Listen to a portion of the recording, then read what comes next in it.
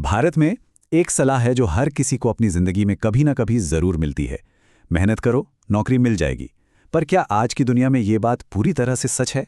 आज हम इसी मेहनत और हकीकत के बीच की कश्मकश को थोड़ा और गहराई से समझेंगे, खासतौर पे सरकारी नौकरी के कॉन्टेक्स्ट में। तो चलिए शुरू करते हैं। ये लाइन हम सब ने अपनी जिंदगी में कहीं ना कहीं किसी ना किसी से जरूर सुनी है। घर पर, रिश्तेदारों से, स्कूल में, हर कोई यही तो कहता है। ये एक ऐसा विश्वास है जो हमारी परवरिश में बहुत गहराई तक बैठा हुआ है।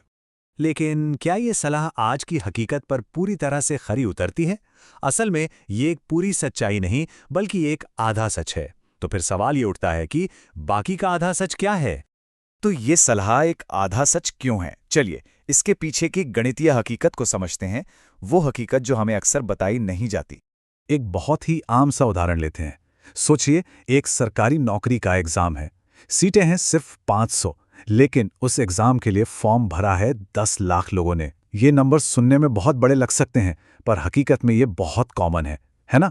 अभी यहाँ का हिसाब किताब बहुत सीधा है। अगर 500 लोगों को नौकरी मिल जाती है तो इसका मतलब है कि 9,99,500 लोग, वो लोग जिन्होंने शायद उतनी ही या उससे भी ज्यादा मेहनत की होगी, वो फिर भी सिरे से बाहर हो जाएंगे। तो इसका मतलब एकदम साफ है, मेहनत करना जरूरी है, बिल्कुल जरूरी है। इसके बिना तो कोई इस रेस में शामिल ही नहीं हो सकता। पर इतने भयंकर कंपटीशन में मेहनत सफलता की गारंटी बिल्कुल नहीं है। सिस्टम ही कुछ ऐसा है कि सिर्फ मेहनत से बात नहीं बनती। तो अगर गणित इतना साफ है, तो फिर हमारे माता पिता और बड़े बुजुर्ग हमें ये आधा सच क्यों बताते हैं? इसे समझने के लिए हमें थोड़ा समय में पीछे जाना होगा, उनके दौर की हकीकत को देखना होगा। देखिए, हमारे पेरेंट्स के समय की हकीकत बहुत अलग थी। प्राइवेट सेक्टर तब नया नया था, बहुत अस्थिर था। नौकरी से निकालना एक आम बात थी। उस जमाने में सरकारी नौकरी का मतलब था सुरक्षा की पक्की गारंटी, तय समय पर सैलरी, पेंशन और समाज में बहुत इज्जत। लेकिन आज की हकीकत एकदम अलग है। सरकारी नौकरी की कुछ सीटों के लिए जबरदस्त मारामारी है, और वहीं दूसरी तरफ स्किल्ड लोगों के लिए प्राइवेट सेक्टर में पहले से कहीं ज्यादा मौके खुल गए हैं। इसीलिए ये समझना बहुत जरूरी है कि हमारे बड़ों की ये सलाह किसी गलत इरादे से नहीं आती। ये उनके समय की सच्चाई से निकला एक विश्वास है, जिसे वो अच्छी नीयत से ही आगे बढ़ा रहे हैं। वो हमारी भलाई ही चाहते हैं, पर वो एक ऐसी दुनिया के हिसाब से सलाह दे रहे हैं जो अब बहुत बदल चुकी है। तो ये तो हुई हमारे देश की बात। पर सवाल यह है कि क्या सरकारी नौकरी को लेकर ये जुनून, ये दीवानगी सिर्फ भारत में ही है, या दुनिया के दूसरे बड़े देशों में भी हालात ऐसे ही हैं? चलिए एक नजर डालते हैं। अगर हम जापान को देखें, तो वहां तो कहानी बिल्कुल ही अलग है। वहां लोग सोनी या टोयोटा जैसी बड़ी प्राइवेट कंपनियों में काम करने को ज्यादा तरजीह देते हैं। यहां तक कि वहां की कॉर्पोरेट कल्चर में भी लाइफ टाइम एम्प्लॉयमेंट, यानी जीवन भर की नौकरी का एक मजबूत चलन है। इसलिए सरकारी नौकरी वहां स्थिर तो मानी जाती है, पर लोगों का पहला सपना नहीं होती। चीन में स्थिति थोड़ी मिलीजुली है।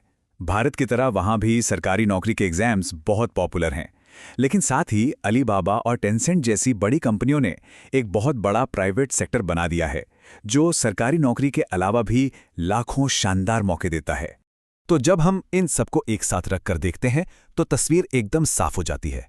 भारत में आज भी प्राइवेट नौकरियों पर भरोसा थोड़ा कम है, शायद पुराने समय की अस्थिरता की वजह से, और इसीलिए सरकारी नौकरी का क्रेज बहुत ही ज्यादा है। वहीं जापान और चीन में अफसरों का दायरा बहुत बड़ा है और प्राइवेट सेक्टर पर भरोसा भी कहीं ज्यादा है। तो इस सारी बातचीत के बाद सबसे बड़ा सवाल ये उठता है कि आज के दौर में असली सुरक्षा आखिर आती कहां से है? अब शायद अपनी सोच को थोड़ा बदलने का, एक नया नजरिया अपनाने का समय आ गया है। और आज की सबसे बड़ी सच्चाई शायद यही है।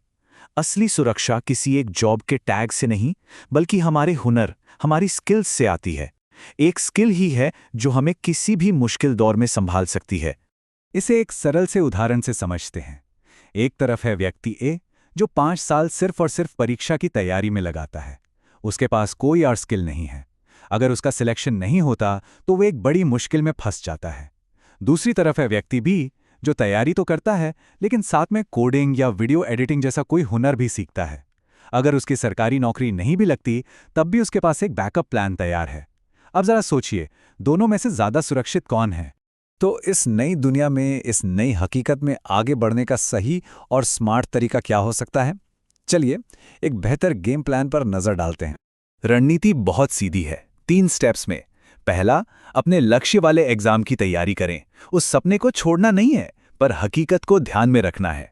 दूसरा, साथ ही साथ कोई ऐसा हुनर सीखें जिसकी बाजार में मांग हो। अपने खाली समय का सही इस्तेमाल करके एक सेफ्टी नेट बनाएं। और तीसरा, हमेशा एक बैकअप प्लान तैयार रखें ताकि अगर प्लान ए काम न करे तो जिंदगी रुके नहीं।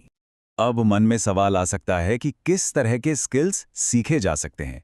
देखिए, डिजिटल मार्केटिंग है, content writing, video editing, graphic design, basic coding या ऑनलाइन टीचिंग जैसी कई चीज़ें हैं जिन्हें तैयारी के साथ साथ सीखा जा सकता है। ये एक बेहतरीन सुरक्षा कवच बन सकते हैं। और एक बात साफ है, इसका मतलब अपने बड़ों से बगावत करना बिल्कुल नहीं है। इसका मतलब है स्मार्ट तरीके से आगे बढ़ना, उनकी सलाह का सम्मान करना, लेकिन उसे आज की हकीकत के हिसाब से ढालकर एक नया मजबूत रास्ता बनाना। याद रखिए, मकसद उन्हें गलत साबित करना नहीं है। मकसद है अपने काम से, अपनी समझदारी से धीरे धीरे उन्हें ये दिखाना कि आज की दुनिया में सफलता का एक नया और शायद बेहतर रास्ता भी मौजूद है। तो अंत में सवाल यही बचता है, दुनिया तो बहुत तेजी से बदल चुकी है, पर क्या सफलता को लेकर हमारी और हमारे समाज की परिभाषा भी बदली है? ये एक सोचने वाली बात है।